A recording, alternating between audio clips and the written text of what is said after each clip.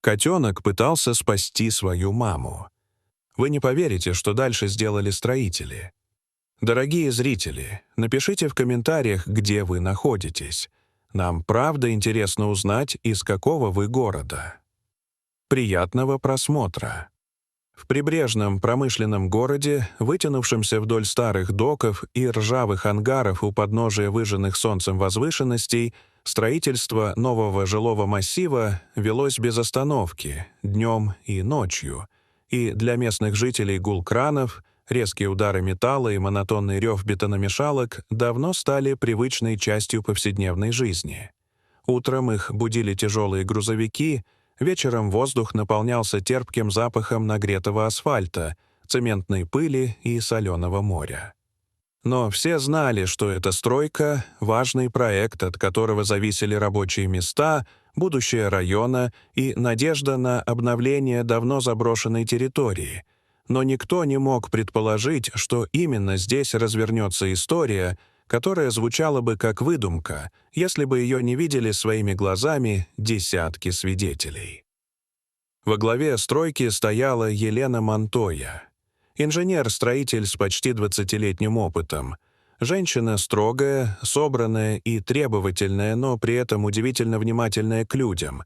И в профессиональной среде о ней говорили, что она не из тех, кто руководит из кабинета. В защитной каске, с папкой чертежей и планшетом в руках, Елена могла в любой момент подняться на леса, проверить уровень, перепроверить расчеты или помочь рабочим перетащить тяжелые элементы. И это вызывало уважение даже у тех, кто поначалу относился к женщине-руководителю с сомнением.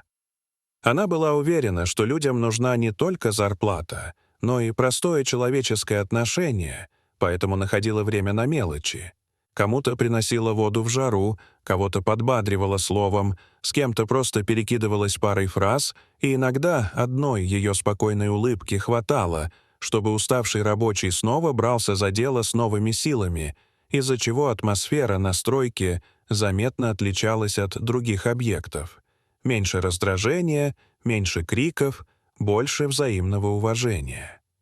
Именно в этой шумной и пыльной рутине однажды появился котенок. Крошечный, грязный, с взъерошенной шерстью, через которую проступали тонкие ребра, и большими настороженными глазами, в которых читались и страх, и любопытство.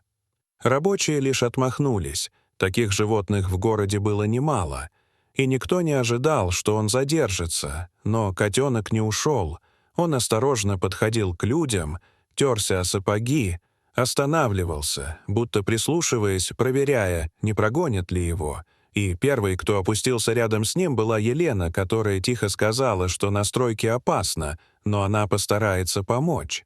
И котенок тут же прижался к ней так доверчиво, словно давно искал именно это тепло.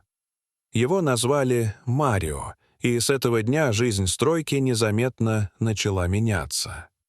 Марио быстро стал своим.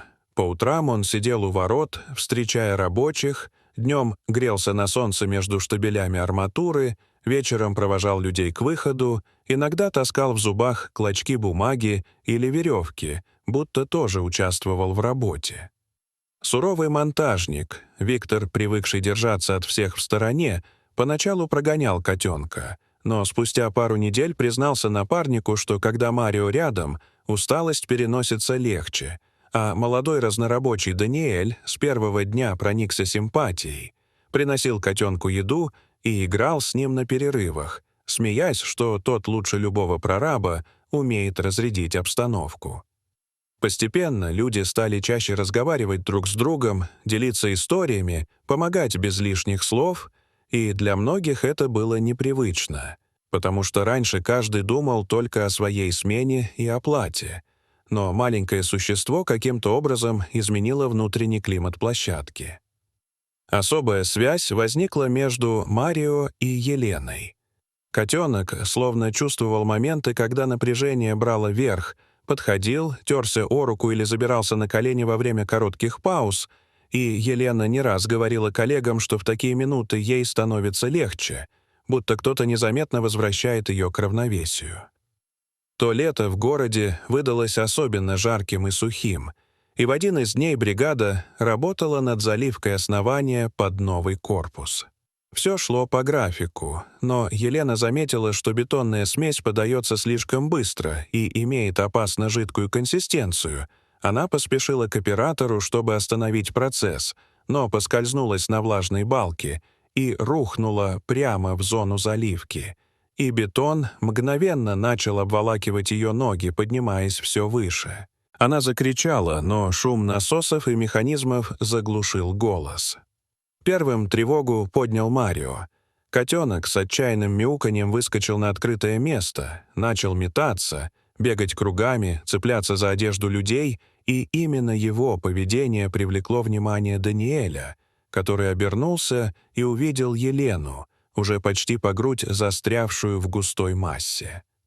Он закричал. На помощь бросились Виктор и еще несколько рабочих, они тянули Елену за руки, но бетон схватывался с каждой секундой. Паника нарастала, и позже многие признавались, что в тот момент были на грани, но Марио не умолкал, метался, будто подгоняя их, не давая остановиться и сдаться. Совместными усилиями нескольких человек Елену удалось вытащить, она рухнула на землю, задыхаясь, вся в бетоне, но живая. И на площадке воцарилась тишина, в которой Елена, дрожа от шока, прижала к себе котенка и прошептала, что он спас ей жизнь. Новость облетела город мгновенно. Местные газеты писали о котенке, который помог предотвратить трагедию. На радиостанциях обсуждали, как маленькое животное смогло изменить поведение взрослых людей. Но важнее всего были изменения внутри самой стройки. Рабочие стали внимательнее друг к другу. Виктор начал помогать новичкам, чего за ним раньше никто не замечал. Даниэль говорил друзьям, что после того дня они перестали быть просто наемными рабочими и стали настоящей командой. Жители района приходили на стройку, чтобы увидеть Марио, дети пытались его погладить, взрослые улыбались, называя его настоящим хранителем объекта, а Елена не скрывала эмоций, говоря, что этот котенок напомнил всем, насколько простая забота способна менять людей и их поступки. Стройку завершили в срок, но когда в городе говорили о новом жилом массиве, вспоминали не бетон и расчеты, а историю маленького бездомного котенка, который однажды сделал невозможное. Марио остался жить у Елены, подрос, окреп, но по-прежнему встречает рабочих уже на новой площадке, и для многих он стал символом не только удачи, но и того, что даже в самых жестких и шумных условиях всегда есть место доброте, и что порой самые маленькие и незаметные существа оказываются самыми сильными. Дорогие зрители, что вы думаете об этой истории? Расскажите, пожалуйста, в комментариях. А если вам понравилось это видео, то ставьте лайк и подписывайтесь на наш канал. До свидания.